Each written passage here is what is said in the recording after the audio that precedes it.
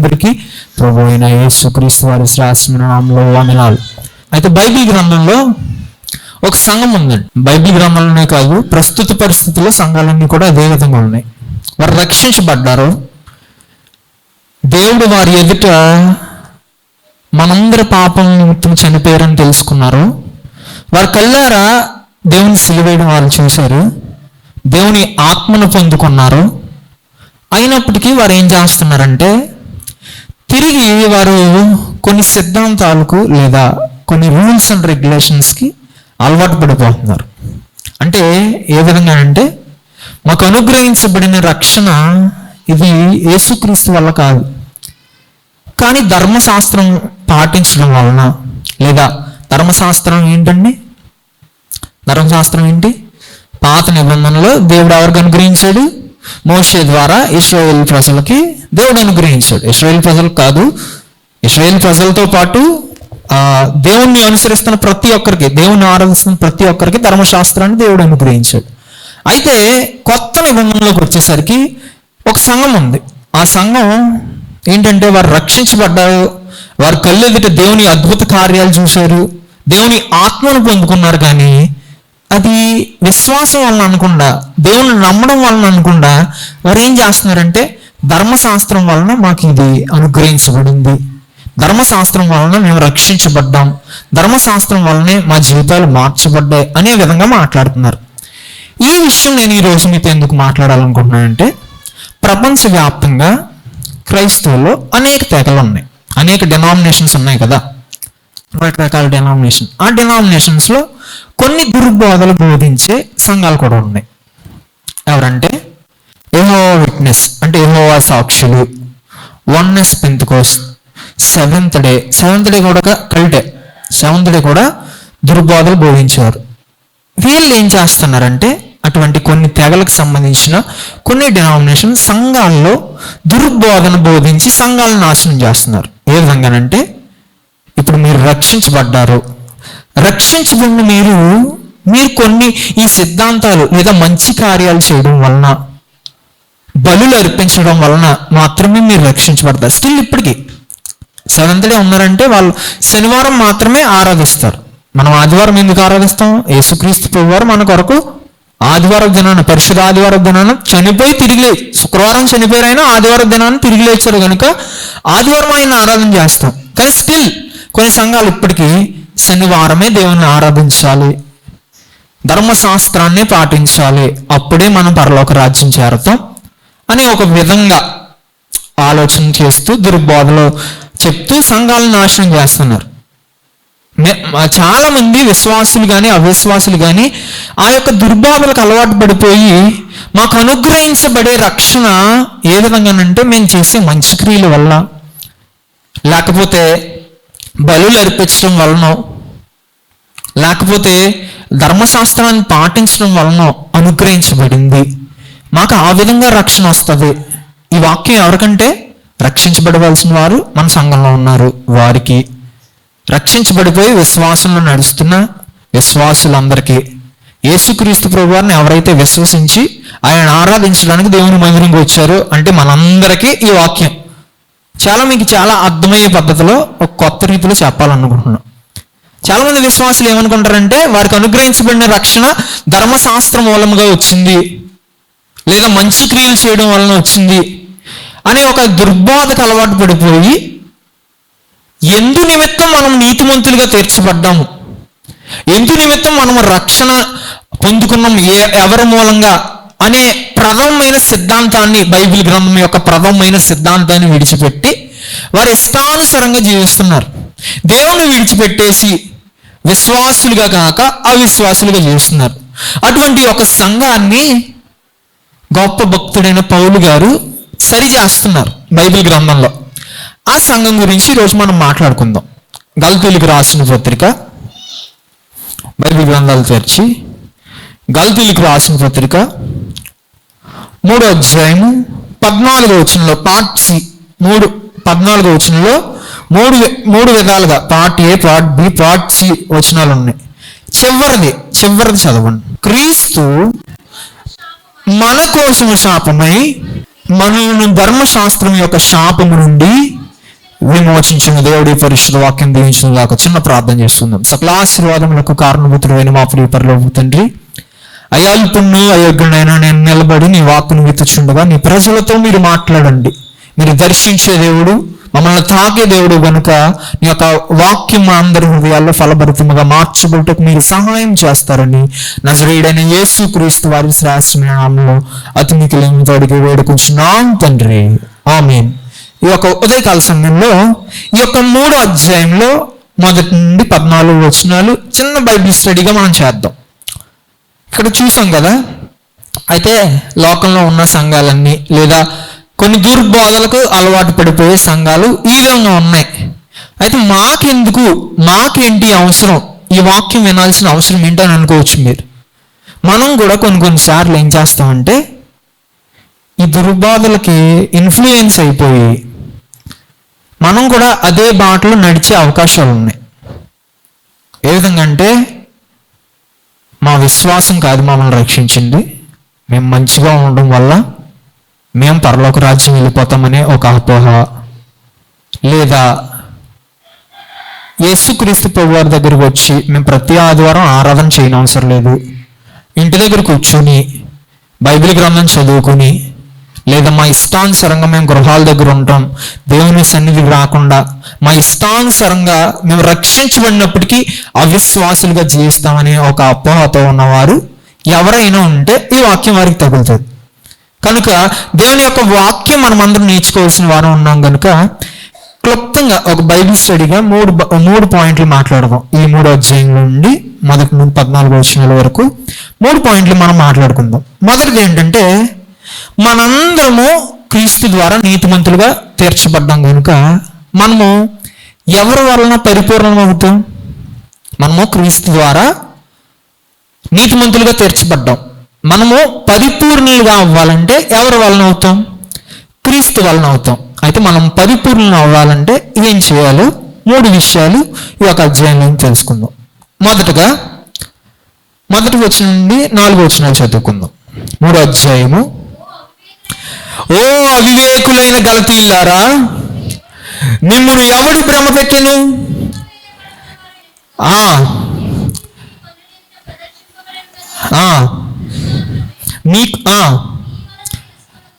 మీ వలన తెలుసుకోవచ్చున్నాను,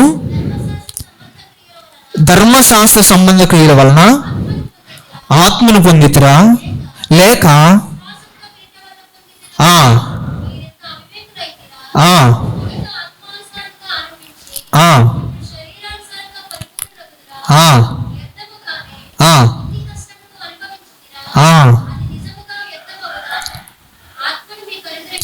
ఆత్మను మీకు అనుగ్రహించి మీలో అద్భుతములు చేయించువాడు ధర్మశాస్త్ర సంబంధ క్రియల వలన, లేక చాలండి. ఇక్కడ పౌలు గారు ఏమంటున్నారంటే, గలతీ సంఘాన్ని ఓ అవివేకులైన గలతీ సంఘమా అని పిలుస్తున్నాడు. మీ క్వశ్చన్ రావచ్చు, ఎందుకు అవివేకులని పిలుస్తున్నాడంటే కింద రాయబడి ఉంది, వారి ఎదుట యేసుక్రీస్తు ప్రభువారు గొప్ప త్యాగం చేయడం వాళ్ళు చూశారు. మనందరి పాపం నిమిత్తం వారు చనిపోవడం చూశారు. అలాగే ఆత్మను పొందుకున్నారు వాళ్ళు. దేవుని ఆత్మను ఎప్పుడు పొందుకుంటారు? యేసుక్రీస్తుని విశ్వసించి ఆయన యందు రక్షించబడినప్పుడు దేవుని ఆత్మ మనకు అనుగ్రహించబడుతుంది. ఆత్మ ద్వారా పరిపూర్ణులు అయ్యారు. ఇక్కడ చూడండి, ఇది క్లియర్గా మీరు ఇంటికి వెళ్ళి చదివినప్పుడు చాలా క్లియర్గా ఉంది. ఇక్కడ ఇన్ని చేసి మీరు సువార్త నిమిత్తం కష్టపడ్డారు, శ్రమలు అనుభవించారు సువార్త పొందుకోవడానికి. ఇన్ని చేసిన మీరు ఇప్పుడు దేని వలన ప్రారంభించబడుతున్నారు, లేదా దేని వలన మీరు పరిపూర్ణులు అవుతాను అని అనుకుంటున్నారంటే, ఇక్కడ వారు ధర్మశాస్త్రానికి, లీగలిజం అంటారు. ఆ కాలంలో యూదులు ఏం చేసేవారంటే, ఇలా క్రైస్తవులు ఉన్న చోటకు వెళ్ళి మనము రక్షించబడిన తర్వాత బాప్తిజం పొందడం కాదు, సున్నతి చేయించుకోవాలి మనం, లేదా ధర్మశాస్త్రాన్ని అనుసరించాలి మనం అని చెప్తూ వారిని డైవర్ట్ చేస్తూ ఉండేవారు. అబద్ధ బోధ. యేసుక్రీస్తు ప్రభువు నమ్మిన వారికి ఇది అబద్ధ బోధ. ఆ విధంగా వారి హృదయాలని దుర్బోధలతో వారిని మార్చివేస్తున్నప్పుడు పౌలు గారికి చాలా కోపం వచ్చింది. ఆ ఆగ్రహంతో ఇక్కడికి వచ్చి, ఓ అవివేకులైన గలతీయులారా అంటున్నాడు ఆయన. ఎందు నిమిత్తం అంటే వారు చేసిన తప్పు అటువంటిది. వారు దేవుని తెలుసుకున్నారు, వారు కళ్ళెదుట యేసుక్రీస్తు ప్రభువు చనిపోవడం చూశారు, వారు ఆత్మను పొందుకున్నారు, అద్భుత కార్యాలు చేయడం చూశారు, సువార్త అనుగ్రహించబడ్డకు ఎన్నో శ్రమలు వారు అనుభవించారు. అయినప్పటికీ ఏం జరిగిందంటే వారు ఆ యొక్క సత్యమైన వాక్యాన్ని విడిచిపెట్టి వారు ఏ మార్గంలో నడుస్తున్నారంటే ధర్మశాస్త్రం యొక్క మార్గంలోకి తిరిగి వెళ్ళిపోతున్నారు. అందుకు పౌలు గారికి అత్యావేశమైన కోపం వచ్చింది. అక్కడ కోపం వచ్చేసి ఆయన ఈ 3వ అధ్యాయంలో మాట్లాడుతున్నారు.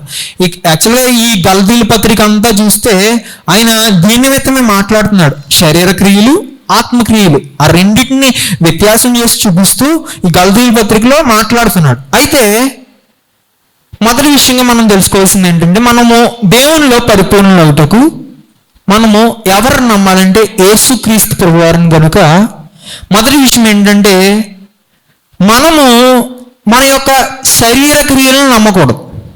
మనం పరిపూర్ణులు అవ్వాలంటే శరీర క్రియలు లేదా ధర్మశాస్త్రం యొక్క నిబంధనలు, ధర్మశాస్త్రంలో మరి 10 ఆజ్ఞలు ఉన్నాయి కదా, మేము వాటిని పాటించాలి కదా. అంటే మిగతా విషయాలు ఉన్నాయి కదా ధర్మశాస్త్రంలో, బలి అర్పించడం, పాప పరిహారార్థ బలి, ఇప్పుడు మనం అర్పించవలసిన పని ఉందండి దానికి లేదు. ఎందుకంటే యేసుక్రీస్తు ప్రభువారు మనందరి నిమిత్తము ఆయన భుజం మీద వేసుకున్న ఆ శాపాన్ని మనందరి నిమిత్తం పాప పరిహారార్థ బలిగా ఆయన కలువరి శిలువలో త్యాగం చేస్తాడు ఆయన. కనుక ఆ పాప పరిహారార్థ బలి, ఇంకా 10 ఆజ్ఞలు కాకుండా ఇంకా కొన్ని విషయాలు ఉన్నాయి కదా ధర్మశాస్త్రకు సంబంధించిన విషయాలు, వాటన్నిటినీ అనుసరించాల్సిన పని లేదు ఈ దినం. ఎందుకంటే ఆ విషయాలు చూద్దాం మనం. మొదటి విషయంగా మనము యేసుక్రీస్తు ప్రభువారిని నమ్మాలి కనుక పరిపూర్ణులు అవుటకు ధర్మశాస్త్ర క్రియలను కాదు, లేదా మన యొక్క శరీర క్రియలను కాదు. ఎందుకంటే మొదటిగా అవి మనల్ని పరిపూర్ణంగా చేయవు. మనం ధర్మశాస్త్ర క్రియలను నమ్మినప్పుడు అవి మనల్ని పరిపూర్ణంగా చేయవు.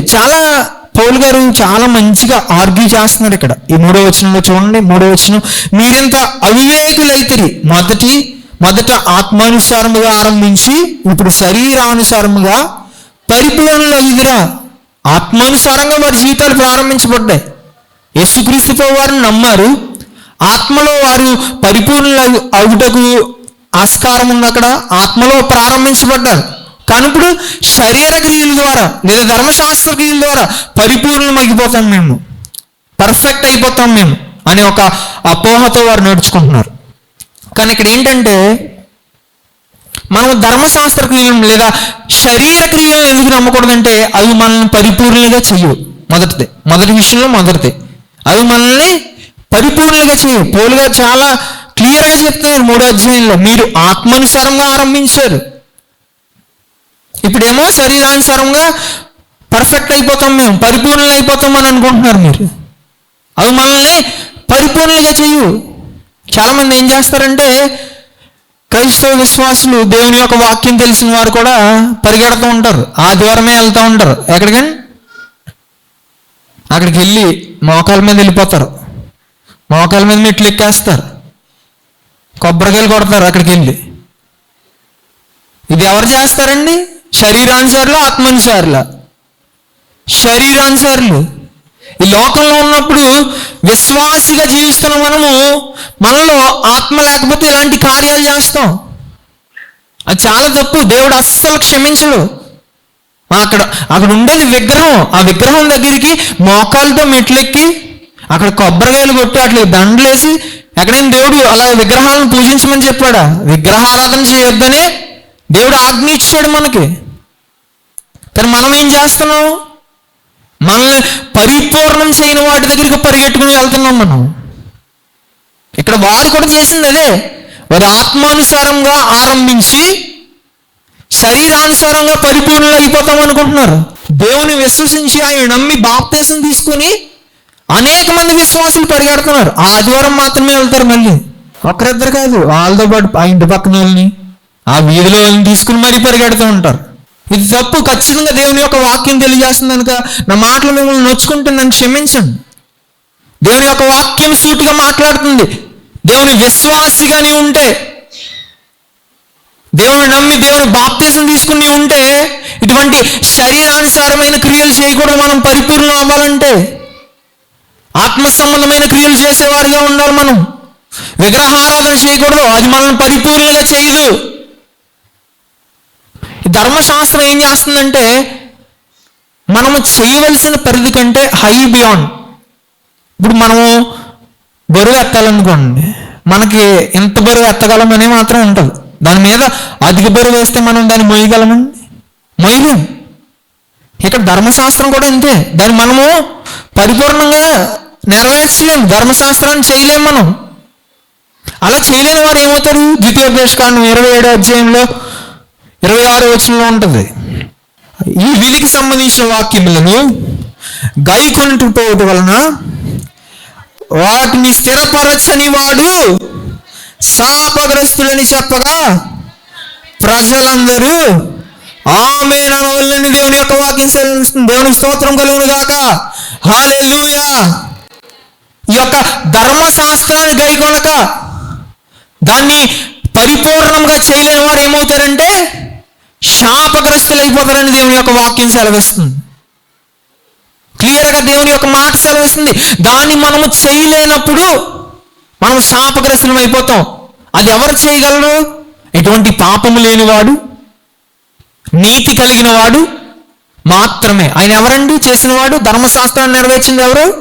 యేసుక్రీస్తు ప్రభువారు మాత్రమే. మనందరి పాపములను ఆయన భుజం మీద వేసుకుని, మనందరి శాపముల ద్వారా ఆయన కలువరి శిలువలో రక్తము గార్చి దెబ్బలు తిని మన కొరకు ఆయన కంప్లీట్ చేశాడు. ఎందుకంటే అది మనం చేయలేం, దాని భారము అధికమైనది కనుక దాన్ని మనం చేయలేం. కాబట్టి ధర్మశాస్త్ర క్రియలను మనం నమ్మకూడదు, వాటి మీద శరీర క్రియల మీద మన దృష్టి పెట్టకూడదు. మనల్ని పరిపూర్ణంగా చేసింది ఎవరు? యేసుక్రీస్తు ప్రభువారి మీద మాత్రమే మన యొక్క దృష్టి ఉండాలి. మనకి దాన్ని చేసే సామర్థ్యత లేదు. ధర్మశాస్త్రం మంచిదా చెడ్డదా చెప్పండి? ధర్మశాస్త్రం మంచిదా చెడ్డదా చెప్పండి. అంటే నేను ఇలా చెప్తున్నాను కదా, మీ హృదయాల్లో ఆ డౌట్ ఉండొచ్చు. ధర్మశాస్త్రం మంచిదే, కానీ దాన్ని నిర్వర్తించాల్సిన మనలో పాపం ఉంది కనుక దాన్ని మనం చేయలేం. ఒక్క వాక్యమైన గై కొనకపోతే, దాన్ని స్థిరపరచకపోతే శాపగ్రస్తులం అయిపోతామని దేవుని యొక్క వాక్యం సెలవిస్తుంది. దాన్ని చెయ్యాల్సిన సామర్థ్యత మనకు లేదు, ఎబిలిటీ మనకు లేదు. కనుక దాని మీద కాదు నువ్వు ఉంచాల్సిన దృష్టి, దాన్ని కాదు నువ్వు నమ్మాల్సింది. నిన్ను పరిపూర్ణులుగా చేసిన యేసుక్రీస్తుని మాత్రం. దేవునికి స్తోత్రం కలుగును గాక. హల్లెలూయా, హల్లెలూయా. ఇక్కడ పౌలు గారికి చాలా విపరీతమైన కోపం వచ్చి అవివేకులైన గలతీయులారని తిడుతున్నారు. ఒకవేళ నేను వచ్చి మిమ్మల్ని అవివేకులైన వాడపాలన సంఘస్థులారంటే మీరు ఊరుకుంటారండి? మీరు తప్పు చేసినప్పటికీ ఊరుకోరు, నన్ను తిడతారు తిరిగి. అంత అమితమైన కోపం పౌలు గారికి వచ్చింది. ఇక్కడ కామెంటరీస్లో చాలా వివరంగా రాస్తారు. ఆయన దాన్ని ఎక్స్ప్రెస్ చేయడానికి మాటలు అనరాని మాటలు వారిని అనవలసి వచ్చింది. ఎందుకంటే ఒక విశ్వాసి తప్పిపోతే కాపరికి ఎంత బాధ ఉంటుందో ఇక్కడ అర్థమవుతుంది. ఆయన సువార్త అందించాడు, వాళ్ళకి కష్టపడి వారికి నియమకోటాలు పెట్టి, కృతజ్ఞత కూడికలు పెట్టి, వారిని ప్రార్థనలో నడిపించి ఆత్మీయంగా బలపరచబడాలని తపనతో ఆయన వారికి సువార్త అందించి, ఆయన సువార్త అందించడానికి ఇతర ప్రాంతాలకు వెళ్ళినప్పుడు ఎవడో వచ్చి చెప్పిన మాటను వినేసి, ఎవడో వచ్చిన దుర్బోధన వినేసి సంఘాన్ని విడిచిపెట్టి వెళ్ళిపోతున్నారు. సంఘానికి దేవునికి హేయమైన కార్యాలు చేస్తున్నారు. నేటి దినాల్లో కూడా సంఘం ఆ విధంగానే ఉంది. చాలా జాగ్రత్తగా గ్రహించాలి ప్రియ సంఘమా. చాలా మంది వీధుల్లో వస్తున్నారు, సరైన సంఘాలు ఉండవు, సరైన స్థితిగతులు ఉండవు. మంచిదే, రావడం మంచిదే. ఏ విధంగా వస్తున్నారు వారు ఆత్మల పట్ల భారంతో వచ్చేవారు కాదు, దేవుని యందు భయభక్తులుగా ఉండి వచ్చేవారు కాదు. ఏదో ₹1 సంపాదించుకోవాలని, లేదా ఒక ₹4 వెనకేసుకోవాలని ఆలోచనతో వచ్చేవారే ఉన్నారు. నిజంగా సువార్త ప్రకటించబడాలి, సంఘాలు రక్షించబడాలి అనుకున్నారు ఏ సువార్త లేని చోటుకి వెళ్తారు? సంఘాలన్నీ స్థిరపరచబడి ఉన్న గ్రామంలోకి వచ్చి ఈ విధంగా బోధలు చేసి సంఘాలను నాశనం చేసేవారు అనేక మంది సిద్ధమవుతున్నారు. అందుకనే దేవుడు తన యొక్క వాక్యంతో మనతో మాట్లాడుతున్నాడు. ఇది నాన్న నువ్వు దుర్బోధలకు అలవాటు పడిపోయి, లేదా యూట్యూబ్స్లో ఇప్పుడు మనకి ప్రపంచమంతా మన చేతిలోనే ఉంటుంది కదండి. చాలామంది లైవ్, ఇతర సంఘాల లైవ్, ఇంకా అలాగే పాస్టర్ గారు వాక్యాలు చూస్తూ ఉంటారు. మనం చూసినప్పుడు ఎవరిని చూస్తున్నాం? ఏ వాక్యం వింటున్నాం? సిద్ధాంతపరమైన వాక్యాన్ని వింటున్నామా, లేదా మనల్ని సత్య మార్గంలో నడిపించే వాక్యాలు వింటున్నామా లేదా అని మనం పరీక్ష చేసుకోవాలి. మనం ఈ దినం దుర్బోధలు ఈ విధంగా ఉండి సంఘాలని నాశనం చేస్తున్నాడు. సాతానుడు ఆ విధంగా పనిచేస్తున్నాడు. ఈ దినాన్న మనల్ని పరిపూర్ణంగా చేయుటకు యేసుక్రీస్తు ప్రభువారు 2000 సంవత్సరాల క్రితమే మన కొరకు చనిపోయి తిరిగి లేచి ఆయన విశ్వసించడం వలన మనకి బాప్తిస్మాన్ని, మనకి ఒక సైన్ మనకు పెట్టి ఆయన మనల్ని రక్షించుకున్నాడు. ఆయన విలువైన రక్తం పెట్టి రక్షించుకుంటే ఈరోజు నీ యొక్క శరీర క్రియలు నిన్ను ఆ రక్షణలో నడిపించవు. ఆ శరీర క్రియలు ఏం చేస్తాయండి? దేవునికి దూరంగా వైదొలిగిపోయేలా చేస్తాయి. మొదటి విషయంగా ధర్మశాస్త్రాన్ని లేదా శరీరానుసారమైన క్రియలను మనం నమ్మకూడదు. అవి మనల్ని పరిపూర్ణంగా చేయవు. మనల్ని పరిపూర్ణంగా చేసేది యేసుక్రీస్తు ప్రభువారు మాత్రమే. ఇక ఉదాహరణ చెప్తానండి. మన సమీరా ఉంది కదా, ఇక్కడ చిన్న పాప సమీరా చంద్రుడిని పట్టుకోవడానికి పైకి ఎగిరిపోయింది. నేను చంద్రుడిని పట్టుకుంటున్నాను. చిన్నప్పుడు ఏ పిల్లలైనా ఆడుకుంటారు కదా. నేను చంద్రుడిని పట్టుకోవడానికి పైకి ఎగురుతాను, పైకి ఎగిరి పట్టుకోవడానికి ట్రై చేస్తాను. సమీరా చేసే ఎఫర్ట్స్, ఆ చేసే ప్రయత్నం దాంట్లో నిజాయితీ ఉంటుంది, దాంట్లో సిన్సియారిటీ ఉంటుంది, సిన్సియర్గా ట్రై చేస్తుంది. కానీ ఆ పని చేయగలదా? చంద్రుడిని పట్టుకోలేదు. మనం కూడా అంతే, రక్షించబడిపోవాలని అక్కడికి వెళ్తాం. ఇంకా అనేక రకమైన శరీర క్రియలు చేస్తాం, మంచి క్రియలు చేస్తాం. మంచి క్రియలు చేస్తే రక్షించబడిపోతాం అని అనేక మంది అనుకుంటారు. అవేమి మనల్ని రక్షించు. మన యొక్క రక్షణకు ఆధారము యేసుక్రీస్తు ప్రభువారు మాత్రమే. మన యొక్క రక్షణ కారణము దేవుడు మాత్రమే. ఆయన యందు విశ్వాసం ఉంచడం వల్ల మాత్రమే మనకు రక్షణ అనుగ్రహించబడింది. కనుక మనము యేసుక్రీస్తు ప్రభువారిని మాత్రమే నమ్మాలి, ఈ శరీర క్రియలను కాదు. మొదటి విషయం అది, మొదటి విషయం అయిపోయింది. ఇప్పుడు రెండో విషయంలోకి వద్దాం. 5వ అధ్యాయంలో నుంచి చూద్దాం. అదే 3వ అధ్యాయంలో 5వ వచనం నుంచి చూద్దాం. మీలో అద్భుతములు చేయించువాడు ధర్మశాస్త్ర సంబంధ క్రియల వలన లేక విశ్వాసముతో వింట వలన చేయించున్నాడు. అబ్రహాము దేవుని నమ్మెను, అది అతనికి నీతిగా ఎంచబడెను. కాబట్టి విశ్వాస సంబంధులే అబ్రహాము కుమారులని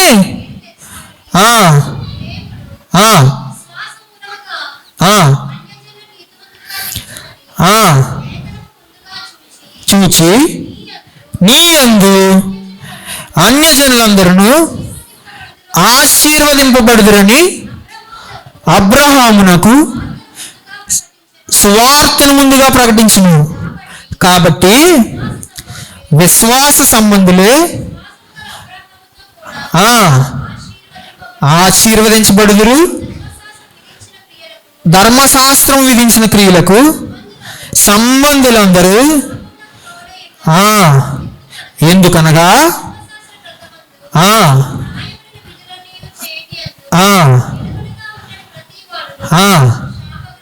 శాపగ్రస్తుడు ధర్మశాస్త్రం చేత ఎవడును దేవుని ఎదుట నీతిమంతుడని తీర్చబడుని సంగతి స్పష్టమే. ఏలయనగా ఈ మాట చాలా జాగ్రత్తగా వినాలి. నీతిమంతుడు విశ్వాసమూలముగా జీవించిన దేవునికి మహిమ కలుగును గాక. హల్లెలూయా, హల్లెలూయా. ఇప్పుడు వరకు మొదటి విషయంలో మనకు అర్థమైంది ఏంటంటే శరీర క్రియలు మనం పరిపూర్ణంగా చెయ్యు. మనం పరిపూర్ణం అవ్వాలంటే ఏం కావాలి? మనం పరిపూర్ణం అవ్వాలంటే విశ్వాసం మనకు కావాలి. చాలా క్లియర్గా ఉంది ఆన్సర్. ఈ బైబిల్ వాక్యమే మనకు చెప్తుంది. మనం పరిపూర్ణులు అవ్వాలంటే విశ్వాసం మనకు కావాలి. ఇక్కడ పౌలు గారు వ్యత్యాసం చూపిస్తున్నారు. మీరు గమనించినట్లయితే 3వ వచనంలో మీరు ఆత్మ పొందితిరి, దేని వలన? ధర్మశాస్త్ర క్రియల వలన లేక విశ్వాసం వలన అని 2 క్వశ్చన్లు వేశాడు అక్కడ. అలాగే 5వ వచనంలో చూడండి, ఆత్మను మీకు అనుగ్రహించి మీలో అద్భుతములు చేయించేవాడు ధర్మశాస్త్ర సంబంధ క్రియల వలన చేశాడా లేక విశ్వాసంతో వినడం వల్ల మీరు చూశారా అని అడుగుతున్నాడు. 2 వ్యత్యాసాలు ఏంటంటే, మీరు ఆత్మలో ఆరంభించబడ్డారు కదా, ఆత్మలో ఆరంభించబడింది ఎలా ఆరంభించబడ్డారు అని అడిగారు. ధర్మశాస్త్రం వలన లేక విశ్వాసం వలన? రెండవది ఆత్మ మీకు అనుగ్రహించబడింది, అద్భుత కార్యాలు చూశారు, అవి ధర్మశాస్త్ర క్రియల వలన, అదే శరీర క్రియల వలన లేక విశ్వాసం వలన? క్లియర్గా ఉంది. వారికి ఆత్మ ఎవరి మూలంగా అనుగ్రహించబడింది? వారు యేసుక్రీస్తు ప్రభు వారిని నమ్మి ఆయనను విశ్వసించి ఆయన ద్వారా బాప్తిసం పొందుకుని రక్షణలోకి నడిపించబడిన తర్వాత వారు ఆత్మను పొందుకున్నారు. పాపి దగ్గర ఆత్మ ఒక పాపి ఆత్మను పొందుకోలేడు కదా. వారు యేసుక్రీస్తు ప్రభు వారిని విశ్వసించారు. వారు ఆత్మలో ఆరంభించబడడానికి విశ్వాసం సహాయపడింది. ఆ జస్టిఫికేషన్ అనేది ఒక డాక్ట్రిన్. మనము నీతిమంతులుగా తీర్చబడ్డం అనేది ఒక సిద్ధాంతం. ఆ సిద్ధాంతంలో విశ్వాసం అనేది కీలకమైన పాత్ర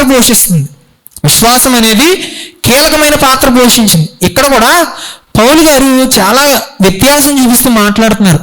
మీరు ఇన్ని పొందుకున్నారో ఆత్మకార్యాలు, మీరు రక్షణ పొందుకున్నారో అవన్నీ విశ్వాసంతో పొందుకున్నారా లేకపోతే ఈ శరీర క్రియల వలన పొందుకున్నారని క్వశ్చన్ వేస్తున్నాడు ఆయన. ఇప్పుడు మీరు ఆన్సర్ చెప్పండి. యేసుక్రీస్తు ప్రభు వారిని నమ్ముకున్నాం మనం, మనకి దైవజనులు ఆనందరావు గారి ద్వారా సువార్త అనుగ్రహించబడింది, లేదా వేరే ఎవరి ద్వారా అయినా మనకి సువార్త అనుగ్రహించబడింది. మనము నమ్మి బాప్తిసం పొందుకున్నాం, ఒక ఉపదేశ క్రమంలో ఒక సంఘంలో మనం నడుస్తున్నాం. ఇవన్నీ మన యొక్క క్రియల వలన లేకపోతే విశ్వాసం వలన? చెప్పాలి. విశ్వాసం వలన అనుగ్రహించబడింది, అవునా కదా? దేవుని మహిమ కలుగును గాక, హల్లెలూయా. దేవుని విశ్వసించడం వలన, యేసుక్రీస్తు ప్రభు వారి యందు మనం విశ్వాసం ఉంచడం వలన అవి మనకి అనుగ్రహించబడి. ఈ వ్యత్యాసం చూపించిన వెంటనే పౌలు గారు ఒక ఉదాహరణ తీసుకొచ్చారు. ఇక్కడ ఒక గొప్ప వ్యక్తిని, విశ్వాసానికి తండ్రి అయిన అబ్రహాముని తీసుకొచ్చి ఇక్కడ చూపిస్తున్నారు. ఆయన ఏం చెప్తున్నాడంటే, అబ్రహాము నీతిగా ఎంచబడ్డాడు. చదువు, అబ్రహాము నీతిగా ఎంచబడ్డాడు. ఎందు నిమిత్తం? ఆయన ధర్మశాస్త్ర క్రియలు పాటించాడా లేక ఆయన పాప పరిహారార్థ బలులు అర్పించాడా? దేవుడు అబ్రహామును లేచి రా అన్నప్పుడు ఏం చేశాడు? ఆయన దేవుణ్ణి విశ్వసించాడు. విశ్వసించి ఆయన రా అనగానే లెగిసి వెంటనే మారు మాట చెప్పలేదు. అందుకే యేసన్న గారు మంచి పాట రాశారు. అబ్రహాము విశ్వాసముతో స్వదేశము విడచెను, పునాదులు గల పట్టణముకై వేచి జీవించెను. అబ్రహాము విశ్వాసముతో స్వదేశము విడచెను, పునాదులు గల పట్టణములకై వేచి జీవించెను. అబ్రహాముకు చాలిన దేవుడు నీవేనయ్యా, అబ్రహాము దేవుడా, ఇస్సాకు దేవుడా, యాకోబు దేవుడా, నాకు చాలిన దేవుడా, యేసయ్యా, నా యేసయ్యా, యేసయ్యా, నా యేసయ్యా, యేసయ్యా, నా యేసయ్యా, యేసయ్యా, నా యేసయ్యా, యేసయ్యా, నా యేసయ్యా, హల్లెలూయా. ఆయన విశ్వాసానికి కర్త అయిన దేవుడు. అబ్రహాము అటువంటి దేవుణ్ణి విశ్వసించాడు. ఆయన ఉదాహరణగా ఆ సంఘానికి పౌలు గారు చూపిస్తున్నారు. ఇక్కడ అనేకమైన పాత నిబంధన నుండి అనేకమైన వాక్యాలు ఆయన పౌలు గారు ఇక్కడ చూపించారు. ఆదికాండం 15వ అధ్యాయము 6వ వచనంలో చూస్తే, దానికంటే ముందుగా పౌలు గారు ఇక్కడ విశ్వాసం క్రియల యొక్క సామర్థ్యత, అసామర్థ్యత, ఏబుల్నెస్ గురించి, అనేబుల్నెస్ గురించి మాట్లాడుతున్నాడు ఇక్కడ. ఒకసారి 15వ అధ్యాయము 6వ వచనం చదువుదాం.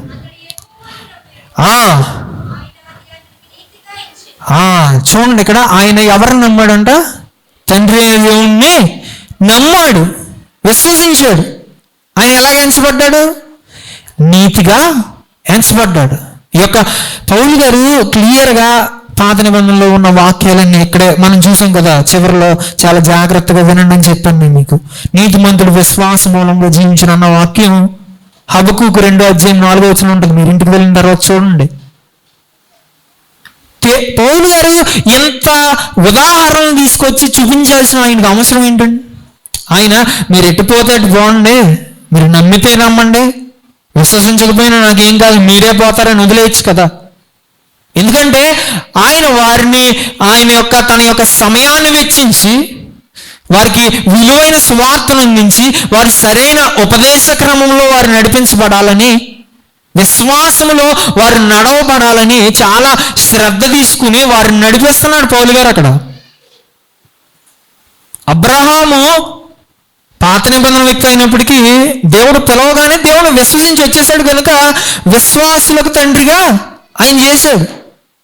ఈ యొక్క దేవుని యొక్క వాక్యంలో మనం తెలుసుకోవాల్సింది ఏంటంటే, ఈ యొక్క ఉదయకాల సమయంలో దేవుడు ఆయన్ను విశ్వసించడం వలన మనల్ని పరిపూర్ణంగా చేస్తాడు. రెండో విషయం, ఆయన విశ్వసించడం వలన మనల్ని పరిపూర్ణంగా చేస్తాడు. ఇక్కడ వినటం వలన విశ్వాసం కలుగుతుందని పౌలు గారు ఈ యొక్క అధ్యాయంలోనే చెప్తున్నారు. వినటం వల్లనే కదా మీరు అద్భుత కార్యాలు చూశారు. అంటే దేవుని యొక్క వాక్యము గూర్చి వినటం వలన, దేవుని యొక్క వాక్యాన్ని విన్న విశ్వాసి ఏ విధంగా నడుచుకుంటాడు? శరీరానుసారంగానా లేక ఆత్మానుసారంగానా? ఆత్మానుసారంగా నడుచుకుంటాడు. చాలామంది తల్లులు ఉన్నారు ఇక్కడ. మీరందరూ దేవుని యొక్క వాక్యాన్ని బట్టి నడుచుకుంటున్నారు కదా. దేవుని యొక్క వాక్యంలో ఏముందంటే, బాలుడు నడవలసిన త్రోవను వాడికి నేర్పించండి. తర్వాత ఏముంటుంది? వాడు పెద్దవాడైనప్పుడు దాన్ని తొలగిపోవడం. మీ పిల్లల్ని దేవుని మందిరంలో కూర్చోబెట్టండి. ఎందుకు చెప్తున్నానంటే, ఇప్పుడు మీరు నేర్పించలేదనుకో, కొంతమంది ఉన్నారు సీనియర్ తల్లులు, వాళ్ళని అడగండి వాళ్ళ పిల్లలు వాళ్ళ ఇంట్లో మాట వింటున్నారో లేదు. నేర్పించాల్సిన సమయంలో వారికి దేవుని మాటలు నేర్పించలేదు. కూర్చోబెట్టాల్సిన సమయంలో వారిని దేవుని సన్నిధిలో కూర్చోబెట్టలేదు. కనుక తల్లులందరూ మీరు విశ్వాసులు కనుక 2 చేతులు జోడించి చెప్తున్నాను, మీ పిల్లల్ని దేవుని సన్నిధిలో చిన్నప్పటి నుంచే పెంచండి. దేవుని సన్నిధిలో పెంచడం వలన విశ్వాసంలో ఎదుగుతారు వాళ్ళు. చాలామంది బిడ్డలు ఉన్నారు, వారిని బట్టి దేవునికి మహిమ కలుగుగాక. బాలు, రాజు, ఇంకా ప్రిన్స్, ఇలాంటి పిల్లలు దేవుని పరిచయంలో బహుగా వాడబడుతున్నారు. ఇక్కడ మ్యూజిక్ వాయిస్తున్నారు, కొత్తపేట వెళ్ళి అక్కడ పాటల్లో వాయిస్తున్నారు. అందుని బట్టి దేవునికి మహిమ కలుగుగాక. దేవునికి స్తోత్రం, హల్లెలూయా. పేర్లు చెప్తున్నాను ఏమనుకోకండి. చాలా మంది పిల్లలు వాడబడుతున్నారు దేవుని పరిచర్యలో. వారి తల్లిదండ్రులు వారి క్రమాన్ని నేర్పిస్తున్నారు. అనేక మంది పిల్లలు ఉన్నారు. చాలా మంది పిల్లలు వైదొలిగిపోతున్నారు. అటువంటి పిల్లల్ని మీరు జాగ్రత్త పెట్టాలి. మీరు విశ్వాసులు కనుక విశ్వాసంలో నడిపించినప్పుడు నీ కుటుంబం ఆశీర్వదించబడుతుంది. ఇక్కడ అబ్రహాము తన కుమారుడు ఇస్సాకును, అలాగే యాకోబు, వారందరూ ఎలాగా అబ్రహాం బాటలోనే నడిచారు. దేవుడు అనుగ్రహించిన వాగ్దానాన్ని పొందుకున్నారు. ఇక్కడ చూడండి, విశ్వాసం, ఇప్పుడు ఇంతలా విశ్వాసం గురించి చెప్తున్నారు. విశ్వాసం గురించి వింటే సరిపోతుందా? మాకు రక్షణ వచ్చేస్తుందా? విశ్వాసం వలన మాకు వచ్చే బెనిఫిట్ ఏంటి? దానివలన మాకు కలిగే ఆదాయం ఏంటని అనుకోవచ్చు. చూడండి 7వ వచనంలో, కాబట్టి విశ్వాస సంబంధులే అబ్రహాము కుమారులని మీరు తెలుసుకోండి. దేవుడు విశ్వాస మూలముగా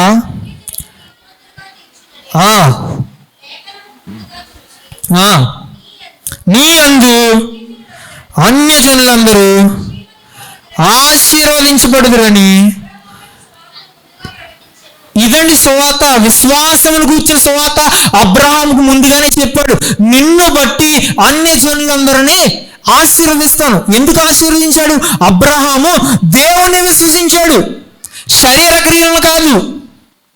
రెండవ విషయం ఇది, మనము పరిపూర్ణం అవ్వాలంటే దేవుని విశ్వసించాలి, యేసుక్రీస్తు ప్రభు వారిని విశ్వసించాలి. మనం దానివలన ఏం పొందుకుంటున్నాం? అబ్రహాము కుమారులు అంటే సాక్షాత్తు దేవుని కుమారులుగా మనం పిలువబడుతున్నాం. దేవుని యందు విశ్వాసం ఉంచడం వలన అన్ని జనులందరూ రక్షించబడతారు, ఆశీర్వదించబడతారనే వాగ్దానము అబ్రహాముకు చేసిన దేవుడు ఈ రోజు నీ జీవితంలో నెరవేరుస్తున్నాడంటే విశ్వసించాలి ఖచ్చితంగా. నువ్వు దేవునికి మహిమ కలుగును గాక. హల్లెలూయా, హల్లెలూయా.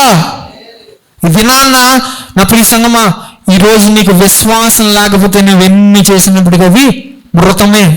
నువ్వు మంచి క్రియలు చేయొచ్చు, అది నీ రక్షణకి పనికిరాదు. నీ రక్షణలో రక్షించబడిపోయావు. విశ్వాసం రక్షణకు కావాల్సింది, నీతిమంతులుగా తీర్చబడడానికి కావాల్సింది విశ్వాసమే. నువ్వు ఇంకా ఆ రక్షణలో నడిపించబడడానికి నీకు కావాల్సింది విశ్వాసమే. ఆ విశ్వాసంలో నువ్వు వైదొలిగిపోతే నీకు అనుగ్రహించబడిన రక్షణలో నీవు నడవలేవు. అంటే నీకున్న రక్షణ తొలగిపోదు, కానీ ఆ బాటలో ఆత్మీయమైన మార్గంలో నీవు నడవలేవు.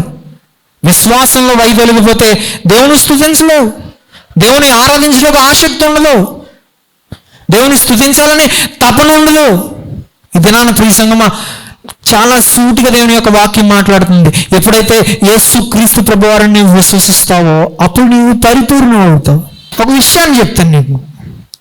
ఒక దీవి ఉంది, దీవి తెలుసు కదా, దీవి ఎక్కడ ఉంటుంది? ఐలాండ్, సముద్రం మధ్యలో ఉంటుంది. ఒక ముగ్గురు స్నేహితులు ఏం చేశారంటే, సెలవు వచ్చినట్టు 3 రోజుల సెలవు. ఆ సెలవులకి ఏం చేశారంటే టూర్కి వెళ్ళారంట దీవిలోకి. దీవిలోకి వెళ్ళినప్పుడు బోట్ వేసుకుని వెళ్ళారు. బోట్ వేసుకుని వెళ్ళిపోతే బోటు బాగానే వెళ్తున్నారు, తాగుతూ ఆడుతూ పాడుతూ జలసాలు చేసుకుంటూ. మళ్ళీ దేవుని భక్తులే, దేవుని విశ్వసించిన వారే, తాగుతూ ఆడుతూ పాడుతూ వెళ్తున్నారు. బాగానే సరదాగా కబుర్లు చెప్పుకుంటూ మాట్లాడుకుంటూ వెళ్తుంటే గొడవ పడుతున్నారంట ముగ్గురు గొడవ పడతా తాగిన మత్తులో పడవని నడిపిస్తారు కదా, తెడ్డుతో పడవను కొట్టాడంట. మనిషిని కొడుతున్నాను అనుకుని పడవకి ఏం పడిందంటే కన్నం పడింది. కన్నం పడేసరికి ఏమైంది, నిజంగా జరిగింది ఇది. వాటర్ కింద నుంచి పైకి వచ్చేస్తుంది, బోట్ మునిగిపోతుంది. వీళ్ళు ఎక్కడున్నారు? దీవులో ఉన్నారు. ఎవరైనా వస్తారంటే రారు, ఎదురు చూస్తున్నారు, ఏదన్నా వస్తుందేమో, మేము రక్షించబడతామేమో. అసలు వారికి ఇంకా నిస్సహాయ స్థితిలో ఉన్నారు. అప్పుడు గుర్తొచ్చాడంట దేవుడు. మనకు కూడా అంతే కదండి, ఏదన్నా పరిస్థితి వస్తే, పరిస్థితి రాకముందు నా ఇష్టానుసారంగా నేను బ్రతకొచ్చు, నేను తిరగవచ్చు, నా జీవితం నా ఇష్టం, ఎవరు మమ్మల్ని అడగడానికి సరిపోరనుకుంటాం. ఏదైనా కష్టమైన పరిస్థితి వచ్చినప్పుడు అప్పుడు గుర్తొస్తాడు దేవుడు. అప్పుడు ప్రార్థన చేసేస్తున్నాను, ఈ తాగిన మత్తులోనే ప్రార్థన చేసేస్తుంటే అదృశ్య శక్తి, అసలు ఆ దీవులోకి ఏది వస్తుందని ఎవరు అనుకోరు. అదృశ్య శక్తి రూపంలో దేవుడు ఒక వాహనాన్ని పంపించాడు. వారిని పిలవడం, వీళ్ళ రావడం, వారు వచ్చి రక్షించారు. ఇది ఎందుకు చెప్తున్నానంటే మనం కూడా మన విశ్వాస జీవితంలో ఈ విధంగానే జీవిస్తున్నాం. మనకన్నీ ఉన్నాయనుకున్నప్పుడు దేవుని విశ్వసించట్లేదు. మన ఇష్టానుసారంగా పాపంలో బ్రతుకుతున్నాం, మన ఇష్టానుసారంగా దేవునికి హేయమైన క్రియలు చేస్తున్నాం. కానీ ఎప్పుడైతే వారు దేవుని దగ్గరికి వచ్చారో, నేను మీరు ఇష్టానుసారంగా దేవుని దగ్గరికి రండి అని చెప్పట్లేదు, మీ ఇష్టానుసారంగా ఉండొద్దని చెప్తున్నాను నేను. మొదట్లోనే దేవుని పట్టుకున్నప్పుడు ఇటువంటి శ్రమలు రావు కదా, కొన్నిసార్లు వస్తూ ఉంటాయి మన విశ్వాస జీవితాన్ని పరీక్షించడానికి. ఈ విధంగా వారు రక్షించబడ్డారు, దేవుని కొరకు ఒక గొప్ప వెలుగు వెలగబడ్డారు. ముగ్గురు ఫ్రెండ్స్ అసలు మంచిగా దేవుని సువార్త చేస్తున్నారు వెస్ట్రన్ కంట్రీస్లో, వాళ్ళ పేర్లు మర్చిపోయింది. ఆ విధంగా దేవుడి కార్యాలు ఆ విధంగా ఉంటాయి. ఈరోజు మన బ్రతికి ఎలా ఉందంటే ఒక మునిగిపోయిన నావలో ఉన్నట్టు ఉండొచ్చు. ఎప్పుడైతే దేవుని యందు విశ్వసించి మనం అనుకున్నవి జరగకపోవచ్చు, దేవుని యందు విశ్వాసం ఉంచితే మునిగిపోతున్న నామను కూడా దేవుడు రక్షిస్తాడు. అటువంటి సముద్రుడు దేవునికి మహిమ కలుగును గాక. హల్లెలూయా. ఈరోజు నీ జీవితం కూడా ఆ విధంగా మునిగిపోతుందేమో, ఎవరో చెప్పే బోధలు విని, ఎవరో చెప్పే అబద్ధపు మాటలు విని దేవుని విడిచిపెట్టి దేవునికి హేయమైన క్రియలు బైబిల్లోనే ఉన్నాయి కదా అని అనుకోవచ్చు. నువ్వు అవే చేస్తున్నాను కదా, వాళ్ళు కూడా పూజించారు కదా, నేను కూడా వెళ్ళి పూజిస్తాను, అవే మాటలు అనుకోవచ్చు. నువ్వు తప్పు. యేసుక్రీస్తునందు విశ్వాసం ఉంచినప్పుడు ఆయన యందు మాత్రమే విశ్వాసం ఉంచాలి. అప్పుడే నీకు నీ ఇంటికి రక్షణ కలుగుతుంది. చివరి విషయం చెప్పి నేను క్లుప్తంగానే 5-10 నిమిషాల్లో ముగిస్తాను. ఇది నాన్న, మనము విశ్వాసం లేకపోతే ఆత్మను పొందుకోలేం. ఆత్మకార్యం మన జీవితంలో లేకుండా ఆత్మను పొందుకోలేం. మనం ఆత్మకార్యము యేసుక్రీస్తు ప్రభువు చేసిన రెండు కలిసినవి కనుకే మనకే రక్షణ అనుగ్రహించబడింది. నీతిమంతులుగా తీర్పు తీర్చడంలో ఆత్మ ఎంతగానో పనిచేసింది. మన హృదయాలు కన్విక్ట్ అయినాయి అంటే యేసుక్రీస్తు ప్రభువారిని రక్షకునిగా అంగీకరించడానికి మన హృదయాలు ప్రేరేపించబడినవంటే అది మన శక్తి కాదు, అది మన బలము కాదు. ఇది ఎవరి కార్యం? ఆత్మ కార్యము. యేసుక్రీస్తు ప్రభువారి రక్షణ, మనకి రక్షణ అనుగ్రహించుటకు ఆయన కలువరి శిలువ మీద రక్తము కార్చి ఆయన చనిపోతే మనల్ని ఆ సజీవుడైన దేవుణ్ణి విశ్వసించుటకు ఆత్మ కార్యం చేసింది. ఆత్మ కార్యం చేసింది. అటువంటి ఆత్మ ద్వారా ఈరోజు మనం పరిపూర్ణంగా అవ్వాలంటే మన జీవితంలో ఏముండాలి? విశ్వాసం ఉండాలి. ఆ విశ్వాసాన్ని అంటు పెట్టుకుని మన యొక్క రక్షణను, ఏ రక్షణను మనము విశ్వాసం ద్వారా పొందుకున్నామో ఆ విశ్వాసాన్ని మన జీవితంలో అంటు పెట్టుకుని మనం జీవించగలిగితే ఈ దినాన్న మనకి ఇటువంటి దుర్బాధలు వచ్చినప్పటికీ సరైన సత్యమైన వాక్యంలో నుండి మనం తొలగిపోం. మూడవది విషయంగా చాలా ప్రాముఖ్యమైన విషయం 14వ వచనం ఇందాక చదివాం కదా, ఆత్మను గూర్చిన వాగ్దానము విశ్వాసం వలన మనకు లభించినట్లు అబ్రహాం పొందిన ఆశీర్వచనము క్రీస్తు యేసు ద్వారా అన్యజనులకు కలుగుటకై క్రీస్తు మన కోసం శాపమై మనల్ని ధర్మశాస్త్రం యొక్క శాపం నుండి విమోచించెను. ఇందును గూర్చి మ్రాను మీద వేలాడిన ప్రతి వాడును దేవునికి మహిమ కలిగిన రెండు చేతుల పైకి దేవునికి స్తోత్రం చేయిందా. హల్లెలూయా. అబ్రహాముకు చేశాడు దేవుడు వాగ్దానం. ఏమనండి? చదవండి ఒకసారి 14వ వచనం మొదటి లైన్. విశ్వాసం వలన లభించినట్లు అబ్రహాముకు వాగ్దానం చేశాడు దేవుడు. ఏమని? క్రీస్తు యేసు ద్వారా అన్యజనులకు కలుగుటకు. అంటే క్రీస్తు యేసు ద్వారా, అబ్రహాము ద్వారా, నీ ద్వారా అన్యజనులను రక్షిస్తానని చెప్పాడు. క్రీస్తు ఎవరండి? అబ్రహాం లైనే కదా. అబ్రహాం లైన్లోనే క్రీస్తు వచ్చాడు. క్రీస్తు ద్వారా అన్యజనులను రక్షించుటకు క్రీస్తు ఏం చేశాడు? మనందరి కోసము ఆయన యొక్క శాపాన్ని, మన యొక్క శాపాన్ని ఆయన మీద వేసుకుని భరించాడు. కింద రాయబడి ఉంది, మ్రాను మీద వేలాడిన ప్రతి వాడును శాపగ్రస్తుడు. శిలువ మీద మన కొరకు ఆయన వేలాడి ఏమయ్యాడండి? నీతిమంతుడిగా వచ్చాడు. ఆయన ఏ పాపం లేకుండా ఈ భూపైకి వచ్చాడు. కానీ ఆయన ఏం చేయబడ్డాడు? చనిపోయినప్పటికీ శాపగ్రస్తుడు అయిపోయాడు. ఎవరి వలన? ఈరోజు నేను చేసిన పాపం వల్లనే, నేను చేసిన పాపం వల్లనే మనకు రక్షణ అనుగ్రహించినకు యేసుక్రీస్తు ప్రభువారు మనందరి నిమిత్తం శాపంగా మారిపోయాడు. మూడో విషయం ఏంటంటే, మొదటి విషయంగా నేను చెప్పాను, మనం నమ్మవలసింది యేసుక్రీస్తు ప్రభువారిని కానీ శరీర క్రియల్ని కాదు. ఎందుకు? మనం పరిపూర్ణులు అవుటకు, దేవునిలో పరిపూర్ణులు, దేవునిలో మనం పర్ఫెక్ట్ అవుటకు. రెండవది విశ్వాసం. మనకు అనుగ్రహించబడిన రక్షణ కొరకు అనుగ్రహించబడిన విశ్వాసం మనం జీవితాంతం కొనసాగిస్తేనే మనం పరిపూర్ణులు అవుతాం. మూడవది ఆయన చేసిన కార్యాన్ని మర్చిపోవద్దు. ఆయన మన కొరకు చేసిన ఈ గొప్ప త్యాగాన్ని మర్చిపోతే మనం పరిపూర్ణ అవ్వలేం. ఆయన చేసిన ఈ త్యాగాన్ని మనం గుర్తుంచుకుంటే ఏమవుతుందంటే మనం పరిపూర్ణంగా ఆత్మీయ జీవితంలో నడవబట్టాక దేవుడు సహాయం చేస్తాడు. చాలా క్లియర్గా రాయబడింది.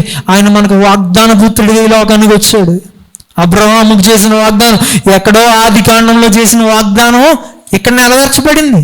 ఈ లోకానికి నీతిమంతుడిగా వచ్చాడు పాపిగా ఉన్న నన్ను రక్షించడానికి. చూస్తే చాలా వచనాల్లో ఉంటుంది. 3వ అధ్యాయం 22వ వచనంలో కూడా ఒకసారి చదువు.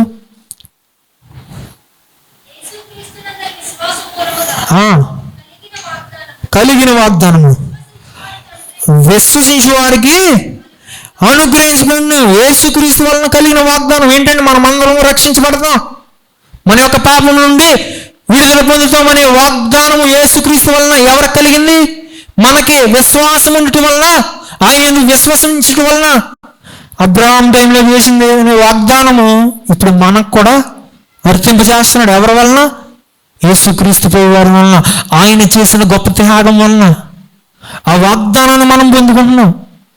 ఈరోజు మనం పరిపూర్ణలు అవ్వాలంటే ఆయన చేసిన త్యాగాన్ని గుర్తుంచుకోవాలి. ప్రియ సంఘమా, ఈరోజు ఆయన చేసిన త్యాగాన్ని గుర్తించక మనం ఏం చేస్తున్నామంటే ఆయన తోలనాడుతున్నాం. మనం ఎలాగనుకుంటున్నారేమో, మనం డైరెక్ట్గా దేవుని దూషించిపోయినప్పటికీ మన పాపపు క్రియలు, మన లోక తలంపులు ఆయన బాధపడుతున్నాయి.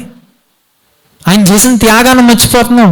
దీని యొక్క వాక్యం అంతా సూటుగా మాట్లాడుతున్నప్పుడు దాన్ని మనం అవలంబించాలి, దాన్ని అనుసరించాలి. మనం ఇతనాన్న క్రీస్తు వారు చేసిన త్యాగాన్ని మనం గుర్తించలేకపోతే ఏమవుతాం? శాపగ్రస్తులం అయిపోతాం మనం కూడా. ఒక సంఘటన, యథార్థ సంఘటన చెప్పి నేను ముగిస్తాను. చాలాసార్లు మీరు వినే ఉంటారు, స్కాట్లాండ్ దేశం అనుకుంటా. స్కాట్లాండ్ దేశంలో పూర్వం మన గ్రామంలో కాలువ ఉంది కదండి. కాలువ అవతల ఒక గేట్ ఉంటుంది. పెద్ద కాలువ అవతల ఏటుకొట్టు ఎక్కుతుంటే ఒక గేట్ ఉంటుంది. ఆ గేట్లో నుంచి బోట్స్ వెళ్ళేవి అని మాకు చెప్తూ ఉండేవి మా అమ్మమ్మ గారు చెప్తూ ఉండేవారు. అయితే అటువంటి వంతునే ఒక వంతెన ఉందంట. ఆ వంతెనలో రెండు మార్గాలు, ఒకటి రైలు వెళ్తుంది, ఆ వంతెన క్లోజ్ చేసినప్పుడు. రెండు గేట్ ఉంటుంది షిప్స్ వెళ్ళడానికి. అది రైలు వెళ్ళలేనప్పుడు అది ఓపెన్ చేస్తే బోట్స్ అలాగే పడవలు అవి వెళ్తూ ఉంటాయి. అటువంటి బ్రిడ్జ్ దగ్గర కాపలా కాసే ఒక కుటుంబం కలిగిన వ్యక్తి కాపలా కాస్తున్నాడు. చాలాసార్లు మీరు వినే ఉంటారు. అయినప్పటికీ కాపలా కాస్తున్నప్పుడు ఒకనొక దినాన్న ఆ ట్రైన్ వస్తుంది అనిపించుకుని ఆయన గేట్ క్లోజ్ చేయడానికి వెళ్తున్నారు. జాగ్రత్తగా వినాలి, ఆడుకోవద్దు. ఆయన ట్రైన్ వస్తుంది అనిపించుకుని ఆ గేట్ క్లోజ్ చేయడానికి వెళ్తున్నాడు. గేట్ క్లోజ్ చేయడానికి వెళ్ళినప్పుడు ఆయన గ్రహించిన విషయం ఏంటంటే, ఆయన పెట్టాల్సిన లాక్, మాన్యువల్ ఆటోమేటిక్ లాక్ పోయింది. మాన్యువల్గా ఆయన వెళ్ళి పట్టుకోవాలి, దాన్ని గట్టిగా పట్టుకోవాలి. ట్రైన్ వెళ్ళాలంటే దాన్ని పట్టుకోవాలి. ట్రైన్లో సుమారు 1000 మంది ప్రజలు ఉంటారు కదా, ఆ ట్రైన్ని రక్షించాలి. వెళ్ళిపోయాడు ఆయన పెట్టడానికి వచ్చి దాన్ని పట్టుకుని నించున్న ట్రైన్ వస్తుందని గ్రహించి సిగ్నల్ పడింది. ఈలోపు ఆ బ్రిడ్జ్ మీదకి ఆయన కుమారుడు వచ్చాడంట. ఆయన కుమారుడు వస్తే ఈయన ఎటు చేయలేని పరిస్థితి. ఇటు నా స్వార్థం చూసుకుని నా కుమారుడిని రక్షించాలా, లేదా 1000 మంది అమాయక ప్రాణాలను రక్షించాలా అని ఒక సందేహంలో పడిపోయాడు. ట్రైన్ వచ్చేస్తుంది, చూస్తూ ఉన్నాడు. కానీ అక్కడ జరిగిన విషయం ఏంటంటే, అందరినీ తలచివేసిన విషయం, కుమారుడిని విడిచిపెట్టి తండ్రి ఏం చేశాడంటే ఆ ట్రైన్ కాపాడడానికి ఇష్టపడి గట్టిగా పట్టుకొని ట్రైన్ వెళ్ళిపోయింది. ట్రైన్లో అందరూ సంతోషంగా వెళ్ళిపోయారు. కానీ కుమారుడు ఏమైపోయాడంటే ట్రైన్ కింద పడి చనిపోయాడు. ఇది యథార్థంగా జరిగిన సంఘటన. చాలామంది సేవకులు చెప్పే ఉంటారు. ఇది ఎందుకు చెప్తున్నానంటే, తండ్రి అయిన దేవుడు తన కుమారుడిని కూడా మనందరి పాపం నిమిత్తము, మనందరి శాపం నిమిత్తం, మనందరిని రక్షించుటకు, మనందరి కొరకు ఆయన్ని శాపగ్రస్తుడుగా కలువరి శిలువ పైన వేలాడమని ఆయన పంపించాడు ఈ లోకానికి. మనందరి పాపం మోసుకొని గొర్రె పిల్లలాగా ఈ లోకానికి వచ్చాడు. ఈ విధంగా మనకు రక్షించబడిన మనము యేసుక్రీస్తు ప్రభువున పొందుకున్న రక్షణ మనము నిర్లక్ష్యం చేస్తున్నాం. ఆయన చేసిన త్యాగాన్ని మర్చిపోతే అది ఆయన చేసిన త్యాగం వృధా అవ్వదు, కానీ నీ జీవితమే వృధా అయిపోతుంది. ఆ వాక్యాన్ని నేను ముగిస్తున్నాను. ఇది నాన్న దేవుని విశ్వాసంలో ఎదిగి, దేవుని భక్తిలో ఎదిగి నువ్వు దేవుడు చేసిన కార్యాన్ని నువ్వు మర్చిపోయి నీ ఇష్టానుసారంగా జీవిస్తున్నావేమో. 3 విషయాలు చెప్పాను. ఈ లోకంలో రాబో పరిస్థితుల్లో, రాబో దినాల్లో అనేక దుర్బోధలు వచ్చే అవకాశాలు ఉన్నాయి. నీ సొంత క్రియలు, నీ శరీర క్రియలు నిన్ను పరిపూర్ణుడిగా చేయవు, నిన్ను పర్ఫెక్ట్గా చెయ్యవు. మనల్ని నమ్మి మన కొరకు మరణించి తిరిగి లేచిన దేవుడు మాత్రమే మనల్ని పరిపూర్ణులుగా చేయడు. ఆయనే యేసుక్రీస్తు వారు. దేవునికి మహిమ కలుగును గాక. హల్లెలూయా. మొదటి విషయం, మన శరీర క్రియలు మనల్ని నమ్ముకుంటే మనల్ని పరిపూర్ణంగా చేయవు. విశ్వాసం. రెండోది, అబ్రహాము ఏ విధంగా విశ్వసించి దేవుని యొక్క మాటను నమ్మి ఆయన యొక్క జీవితాన్ని కొనసాగించాడు, ఆ విధంగా మనకి విశ్వాసం ద్వారా పొందుకున్న రక్షణలో మనం నడిపించబడాలంటే ఆ విశ్వాసాన్ని అంటుపెట్టుకుని ఉన్నాం. మూడవదిగా, యేసుక్రీస్తు ప్రభు వారు చేసిన ఆ గొప్ప త్యాగాన్ని మరొక ఆయన్ని ఆరాధించాలంటే, ఆయన చేసిన కార్యం మరొక ఆయన నిలిచి ఉంటే మనం పరిపూర్ణమవుతాం. ఇంత పరిపూర్ణలు కావాలంటే మేము ఇంటి దగ్గర కూర్చోవచ్చు, మేము ప్రార్థన చేసుకోవచ్చు అనుకుంటున్నారేమో. సంగమా, బోధిస్తున్న ఈ వాక్యం అనేక రకాలుగా మార్చబడుతుంది. ఎవరి స్వార్థం కొరకు వారు బోధించుకుంటున్నారు, ఎవరి మహిమ కొరకు వారు బోధించుకుంటున్నారు. సత్యమైన దేవుని విడిచిపెట్టి ఇది నాన్న ఈ రీతిగా కూడి ఇంత ఘనముగా దేవుని ఆరాధన చేస్తున్నాం, ఇంత సత్యమైన వాక్యంలో నడిపించబడుతున్నామంటే అది దేవుడు ఇచ్చిన కృప మాత్రమే. అటువంటి కృప అనేక మందికి లేదు. కానీ దేవుడు ఈ సత్యమైన వాక్యాన్ని బోధించడానికి మమ్మల్ని నిలబెట్టుకుని మీ ముందు వాడుకుంటున్నప్పుడు, ఈ సత్యమైన వాక్యంలో, ఈ సత్యమైన ఉపదేశ క్రమంలో మీరు నడవబడాలనే తపనతో చెప్తున్నాను. గలతీయుల్లాగా అవివేకులు కాక యేసుక్రీస్తు యందు విశ్వాసం ఉంచి శరీర క్రియను పక్కన పెట్టి ఆ విశ్వాసం నడుచుకుని ఆయన చేసిన త్యాగాన్ని గుర్తిస్తే సరైన సిద్ధాంతపరంగా నువ్వు నడవగలుగుతావు. ఆ సిద్ధాంతపరమైన ఏం చేస్తుందంటే మనల్ని డివోషన్లోకి, భక్తిలోకి నడిపిస్తుంది. ఆ భక్తి మనకి ఏం చేస్తుందంటే ఆశీర్వాదాన్ని ఇస్తుంది. అటువంటి ఆశీర్వాదం దేవుడు మనందరికీ అనుగ్రహించింది. దయచేసి మోకరంగా